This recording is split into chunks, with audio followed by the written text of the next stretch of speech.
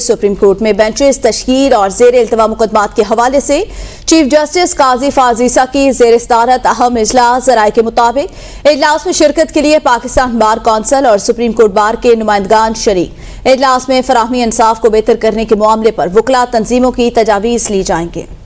इजलास में वकला तंजीमें बेंचेस की तश्कील मुकदमात समाअत के लिए मुकर्रर करने के मामले पर तजावीज़ देंगी।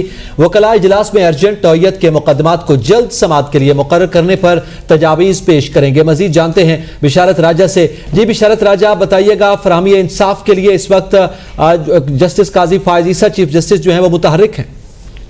ये चीफ जस्टिस काजी फाजीसा मुखालिफ फताए हुए आज तीसरा दिन है, तो इंसाफ की फराहमी के लिए वो हाजुर मुतहर्रिक हैं और वो आज उन्होंने सुप्रीम कोर्ट बार कौंसिल और पाकिस्तान बार कौंसिल के नुमाइंदगान से खुसूसी जो इजलास है वो उन्होंने तलब किया था और इजलास शुरू हो गया है, जिसमें बेंचेस की तश्कील ज़ेर इल्तवा मुकदमात के हवाले से जो है वो अहम निकात उसमें रखे गए हैं।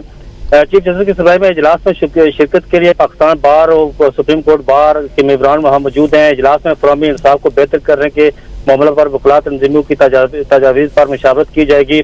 इजलास में वकला तंजीमें बेंचेस तश्कील मुकदमात समाअत के लिए मुकर्रर करने के मामला इस वक्त मुल्कात में पाकिस्तान बार कौंसिल और सुप्रीम कोर्ट बार के नुमाइंदगान जो है वो शरीक है।